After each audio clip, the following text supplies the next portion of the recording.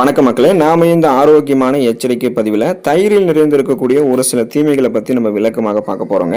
நீங்கள் ரொம்பவே ஆச்சரியப்படுவீங்க, தயிரில் தீமைகள் நிறைந்திருக்கா அப்படின்னு. ஆமாங்க, தயிர் என்னதான் ஆரோக்கியமான ஒரு உணவுப் பொருளாக இருந்தாலும் அதை சாப்பிடக்கூடிய நேரங்களை பொறுத்தும் அதோடைய சேர்க்கக்கூடிய உணவுகளை பொறுத்தும் அதனுடைய தீமைகள் அதிகரிச்சுட்டே தான் போகும். தயிர் அப்படின்றது உடலுக்கு தேவையான ப்ரோபயோட்டிக் மற்றும் கால்சியம் நிறைந்திருக்கக்கூடிய ஒரு சிறந்த உணவாக இருக்குது அப்படின்றதுல எந்த மாற்று கருத்தும் இல்லை.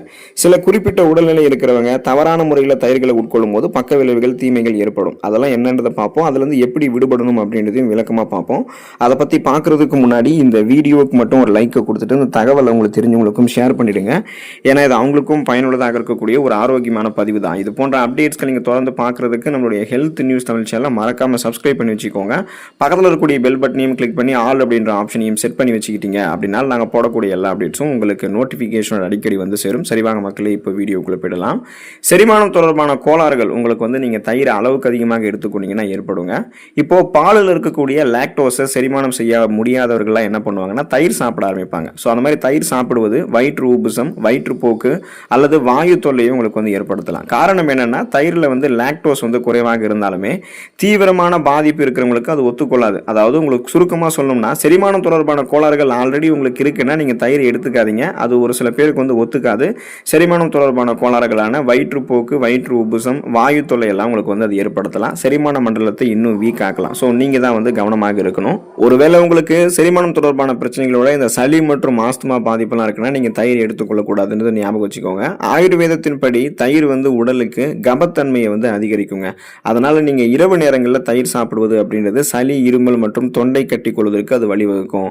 ஆஸ்துமா அல்லது சைனஸ் பாதிப்பு இருக்கிறவங்களாம் தயிரை அதிகம் எடுத்துக்கொண்டீங்கன்னா மூச்சு திணறல் அதிகரிக்கிறதுக்கு வாய்ப்புகள் இருக்கு.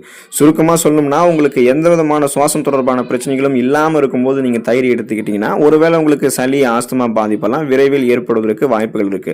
ஆல்ரெடி உங்களுக்கு சளி, ஆஸ்துமா பிரச்சனை, இருமல் தொடர்பான பிரச்சனை, மூச்சு திணறலாம் இருக்கு, அதாவது சுவாசம் தொடர்பான பிரச்சனைகள் இருக்கு அப்படின்னா அப்போ நீங்க இரவு நேரங்களில் இன்னும் தயிர் சாப்பிட்றீங்கன்னா அது ஒரேடியா உங்களுடைய கபத்தன்மையை அதிகரிச்சுட்டு சளி, ஆஸ்துமா பாதிப்பெல்லாம் இன்னும் உங்களுக்கு ஹெவியாக கொண்டு வந்துடும்.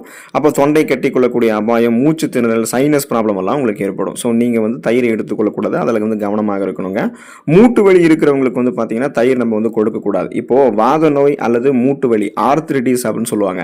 இந்த நோய்கள் இருக்கக்கூடிய நபர்கள்லாம் தயிரை தவிர்த்து விடுவது நல்லது. ஏன் அப்படின்னா தயிரினுடைய புளிப்பு தன்மை மற்றும் குளிர்ச்சி தன்மை சிலருக்கு மூட்டு வலியை ஏற்படுத்தலாம். மூட்டுகளில் வீக்கத்தையும் அதிகப்படுத்தக்கூடும் அப்படின்றது தான் மருத்துவ நிபுணர்களும் உணவு நிபுணர்களும் குறிப்பிடுறாங்க. அதனால அது அந்த மூட்டு வலியை இன்னும் அதிகப்படுத்திடலாம். இல்லைன்னா வீக்கம் போன்ற பிரச்சனைகளை கூட மூட்டு வலி இருக்கக்கூடிய நபர்களுக்கு ஏற்படுத்திடலாம். ஸோ நீங்க தயிரை எடுத்துக்கொள்ளக்கூடாதுன்றதை ஞாபகம் வச்சுக்கோங்க. ஒருவேளை நீங்க தயிர் அளவுக்கு அதிகமாக சாப்பிட்டீங்கன்னா இன்னொரு தீமையும் உங்களுக்கு ஏற்படும். அது என்னன்னா உங்களுடைய உடல் எடை நீங்க நினைச்சு பார்க்க முடியாத அளவுக்கு அதிகரிக்க ஆரம்பிச்சிருங்க. அதுக்கான காரணம் என்னன்னா தயிரில் கொலஸ்ட்ரால்ஸ், கொழுப்பு சத்து அதிகமாக இருக்கு. குறிப்பாக கடைகளில் விற்கப்படக்கூடிய ஃபுல் கிரீம் தயிர் இருக்குங்க இல்லையா, அதை தினமும் நீங்க அதிக அளவில் சாப்பிட்டு வரீங்க அப்படின்னா அது தேவையற்ற உடல் எடை அதிகரிப்பு, அதாவது ஒபிசிட்டின்னு சொல்லுவாங்க. அந்த ஒபிசிட்டி வர்றதுக்கும் உங்களுக்கு அது வழிவகுக்கும். இப்போ நீங்க உடல் எடையை குறைக்கணும்னு டயட்ல இருப்பீங்க, உடல் எடையை அதிகரிக்கணும் அப்படின்னு கூட ஆரோக்கியமான ஒரு உணவை எடுத்துக்கோங்க. இப்போ உடல் எடையை நீங்க அதிகரிக்கணும், கலோரிகள் போதுமான அளவுக்கு இருக்கக்கூடிய உணவுகளை தான் எடுத்துக்கணும். தயிரை அளவுக்கு அதிகமாக சாப்பிட்டுட்டீங்கன்னா அங்கங்க தேவையில்லாத கொழுப்பு படிவுகள் தென்படும், தொப்பை போன்ற அமைப்பு தென்படும். முகங்களிலுமே கொழுப்பு அதிகமாக இருக்கக்கூடிய தொப்பை போன்ற அமைப்பும் தென்படும். ஸோ உடல் எடையை அதிகரித்து விடுவது ரத்தத்தில் சர்க்கரையினுடைய அளவு அதிகரிக்கிறதுக்கு காரணமாக அமைந்துடும். பல்வேறு விதமான நோய்களுக்கு காரணமாக அமையும். நம்முடைய வேலைகளை அன்றாடம் செய்வதில் தடைகளை ஏற்படுத்தும். அப்போ நீங்க தயிரை அளவுக்கு அதிகமாக எடுத்துக்கொள்ளாதீங்க, உடல் எடையை அதிகரித்துக் கொள்ளாதீங்க. சிறுநீரகம் தொடர்பான பிரச்சனைகள் நீங்க தயிரை எடுத்துக்கொண்டீங்கன்னா ஏற்படுவதற்கு உங்களுக்கு வாய்ப்புகள் இருக்கு. நீங்க கவனமாக இருக்கணும். இதுக்கான காரணம் என்னன்னா தயிரில் கால்சியம் மற்றும் புரதம் அதிக அளவில் இருக்குங்க. சிறுநீரக கோளாறு இருக்கிறவங்க, அதாவது கிட்னி ஸ்டோன்ஸ், உங்களுக்கு ஏதாவது இருக்கு, கிட்னியில் இன்ஃபெக்ஷன்ஸ் இருக்கு, கிட்னியில் கேன்சர் ப்ராப்ளம் அல்லது ஃபெயிலியர் பிரச்சனை எல்லாம் இருக்கு அப்படின்னா, கிட்னி ஃபெயிலியர் ஆகிறது, இன்ஃபெக்ஷன்ஸ், இந்த மாதிரி பிரச்சனை எல்லாம் இருக்கு அப்படின்னா புரதச்சத்தை நீங்க அளவாக தான் எடுத்துக்கொள்ளணும். மிக அதிகப்படியான தயிர் ஒருவேளை நீங்க எடுத்துக்கிட்டீங்க அப்படின்னா அது சிறுநீரகத்தில் கற்கள் உருவாவதற்கான வாய்ப்பை லேசாக உங்களுக்கு அதிகரிக்கலாம் அப்படின்றது தான் ஊட்டச்சத்து நிபுணர்கள் குறிப்பிடுறாங்க. அப்போ உங்களுக்கு அந்த கழிவு நீக்க மண்டல வேலைகள் சிறப்பாக நடக்காம போறதுக்கு ஒருவேளை வாய்ப்புகள் இருக்கு. ஸோ நீங்க கவனமாக இருக்கணும். நீங்கள் தயிர் அளவுக்கு அதிகமாக சாப்பிட்டீங்க அப்படின்னா ஸ்லோ டைஜஷன் அந்த பிரச்சனை உங்களுக்கு வந்து தென்பட ஆரம்பிக்குங்க. செரிமானம் வந்து மந்தமாதல் அப்படின்னு சொல்லுவாங்க.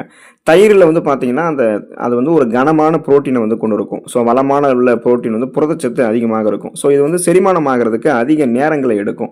பசி வந்து குறைவாக இருக்கிறவங்க அல்லது செரிமான மண்டலம் ரொம்ப ரொம்ப வீக்காக பலவீனமாக இருக்கிறவங்கலாம் தினமும் வந்து தயிர் சாப்பிட்றீங்க அப்படின்னா அந்த மாதிரி ஒரு பழக்கத்தை வந்து கைவிட்டு விடுங்க. தினமும் நீங்கள் தயிர் சாப்பிட்றீங்க அப்படின்னா அது உடலில் வந்து நச்சுத்தன்மை அந்த டாக்ஸன்ஸை வந்து உங்களுக்கு உருவாக்கி மந்த உணர்வு உங்களுக்கு வந்து ஏற்படுத்தும். நிறைய செரிமான தொடர்பான பிரச்சனைகளையுமே ஏற்படுத்தும். அதனால் நீங்கள் தயிரை வந்து அளவுக்கு அதிகமாக எடுத்துக்கொள்ளாதீங்க. உங்களுக்கு செரிமான மண்டலம் வீக்காக இருக்குது அப்படின்னா.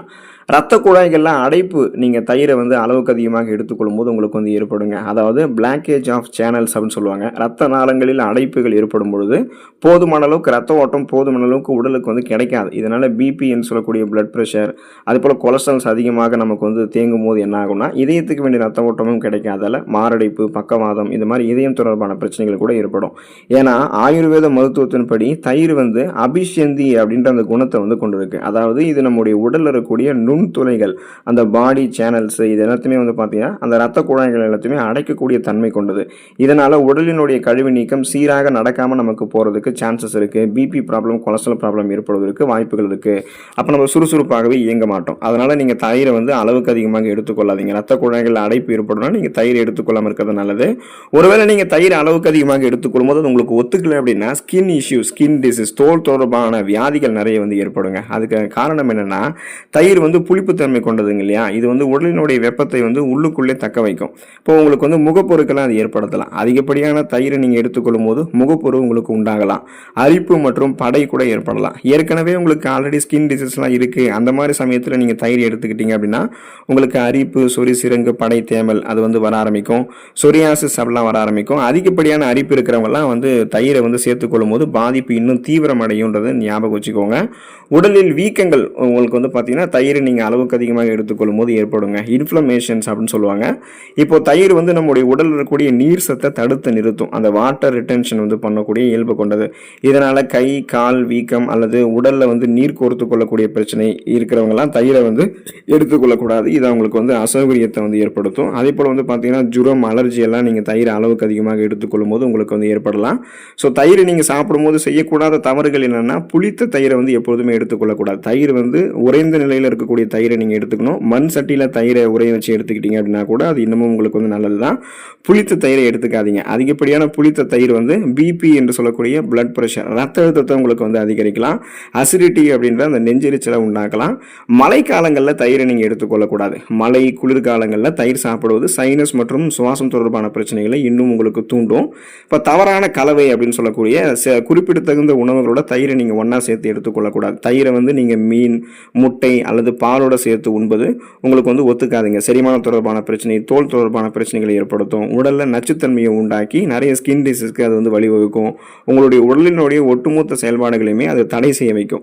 ஸோ இதுக்கு வந்து மாற்று வழி என்ன அப்படின்னா நீங்கள் தயிரை வந்து எடுத்துக்கொள்ளக்கூடிய இந்த நேரம் உங்களுக்கு வந்து தெரியணும். காலை உணவுக்கும் மதிய உணவுக்கும் இடைப்பட்ட நேரமான நண்பகலுக்கு முன்பான நேரங்களில் வாரத்தில் 2 அல்லது 3 நாட்கள் மட்டுமே தயிர் எடுத்துக்கொள்ளுங்க. இதுதான் உங்களுக்கு ஆரோக்கியம். அதில் இருக்கக்கூடிய நல்ல பாக்டீரியாக்கள் உங்களுக்கு வந்து ஹெல்ப் பண்ணும். தயிரோட நீங்கள் ஏதாவது சேர்த்து சாப்பிடணும்னா சர்க்கரை மட்டுமே சேர்த்து சாப்பிட்டாலே போதுமானது. மற்ற எந்த உணவுகளையுமே சேர்க்க வேண்டிய அவசியம் கிடையாது. தயிரை நீங்கள் நேரடியாக சாப்பிடுவதால் இது மாதிரி உங்களுக்கு ஏதாவது பிரச்சனை வருதுன்னா அது வந்து நீங்கள் தயிரை மோராக்கி எடுத்துக்கிறது உங்களுக்கு வந்து நல்லதுங்க. ஸோ மோரில் கொஞ்சமாக சீரகம் பெருங்காயம் எல்லாம் போட்டு அருந்துனீங்கன்னா செரிமானம் மேம்படும். தயிரால் வரக்கூடிய அந்த கபம் தொடர்பான பிரச்சனைகள் நிறைய பிரச்சனைகள்லாம் சால்வ் ஆகிடும். ஸோ இதுதான் அதுக்கான அந்த மாற்று வழியாகவும் இருக்குது. அப்போ தயிர் என்னதான் ஆரோக்கியமான ஒரு உணவுப் பொருளாக இருந்தாலும் அதை சாப்பிடக்கூடிய நபர்களை பொறுத்தும் சேர்க்கக்கூடிய உணவுகளை பொறுத்தும் அதனுடைய தீமைகள் அதிகரிச்சுட்டே தான் போகுது அப்படின்றத இந்த பதிவை பார்த்ததுக்கப்புறம் நீங்கள் தெரிஞ்சிருப்பீங்க. ஸோ தயிரை வந்து ஆரோக்கியமான நேரங்கள் எடுத்துக்கொள்ளுங்க. ஆரோக்கியமான நிலையில் எடுத்துக்கொள்ளுங்க. உடலை நலம் பெற வைத்துக் கொள்ளுங்க. ஆரோக்கியமாக இருங்க. அடுத்த ஆரோக்கியமான பதிவில் மறக்காமல் சந்திப்போம். நன்றி மக்களே.